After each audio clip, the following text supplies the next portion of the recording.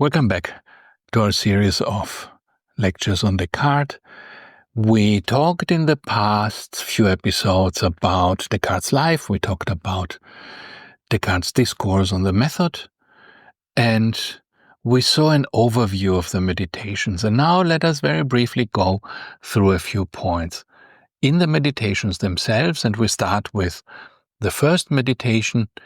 In the first meditation, Descartes doesn't do much that goes beyond the discourse on the method. This is essentially the same thing that he is saying there.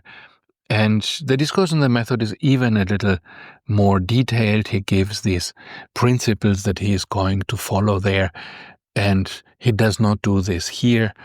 So here it is more a general introduction into the method of doubt. And you remember that doubt was, for Descartes, not radical doubt. The point is not that he believes that we cannot know anything.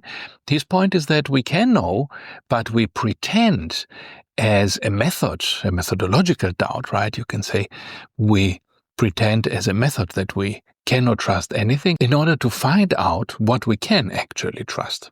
And so meditation 1 has the title of the things which may be brought within the sphere of the doubtful. I'm occasionally, reading here from my phone.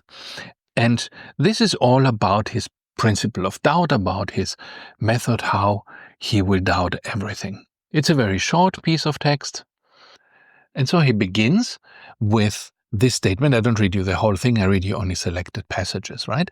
He says, "All that up to the present time I have accepted as most true and certain, I have learned either from the senses or through the senses. But it is sometimes proved to me that these senses are deceptive, and it is wiser not to trust entirely to anything by which we have once been deceived."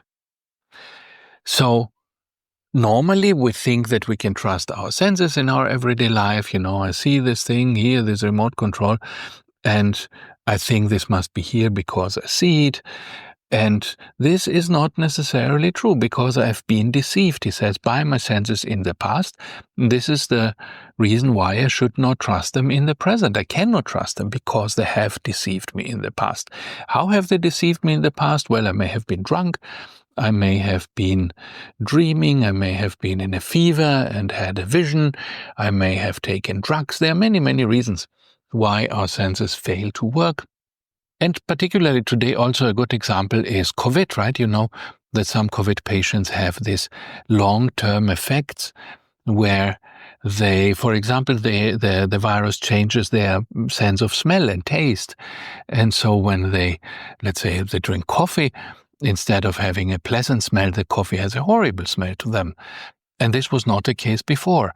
So their senses completely have changed and their senses completely deceive them now. But it is so convincing that patients who have this problem cannot drink coffee anymore. Some of them cannot eat anything anymore because everything is so unpleasant, because their senses have recalibrated themselves because of the virus. So our senses are very powerful in giving us input, but they're also very equally powerful in giving us illusions, and therefore we cannot trust them. And the same is true of dreams. So he has this dream argument, right? He says, at the same time, I must remember that I am a man, and then consequently, I am in the habit of sleeping, and in my dreams representing to myself the same things, or sometimes even less probable things, than do those who are insane in their waking moments. So what he's saying is, our dreams sometimes are crazier than people who are insane, what they see in their waking moments. So our dreams are completely insane sometimes. How often has it happened to me that in the night I dreamt that I found myself in this particular place, that I was dressed and seated near the fire, while in reality I was undressed in my bed. So this again shows Descartes says, I cannot trust my senses, and everything could be a dream. So why can this be? How can I make it plausible that I might have these kinds of dreams? And he says, okay, it cannot be from God because God is good. God would not deceive us. And instead, Descartes writes, I shall then suppose not that God, who is supremely good and the fountain of truth, but some evil genius, not less powerful than deceitful, has employed his whole energies in deceiving me.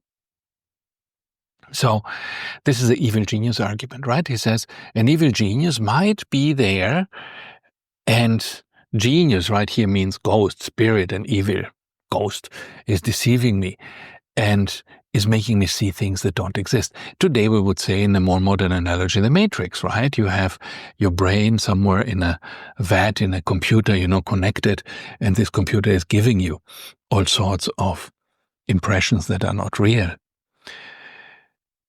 I shall consider that the heavens, the earth, colors, figure, sound, all other external things are nothing but illusions and dreams of which this genius has availed himself in order to lay traps for me. I shall consider myself as having no hands, no eyes, no flesh, no blood, nor any senses, yet falsely believing myself to possess all these things.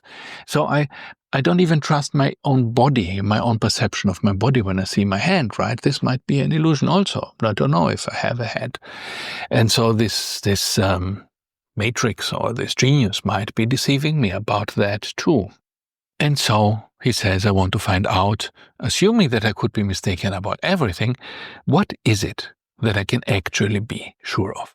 And you remember that this was essentially the project in the Discourse on Method, so there is nothing new here.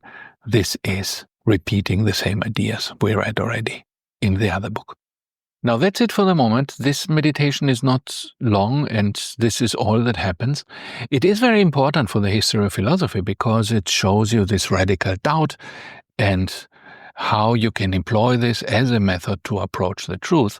But in itself, nothing much is happening. So we will go now to the next meditation, and in the next video we talk about meditation too. So don't miss it. Go here, wherever it is, and click on this video to go to the next meditation. See you there.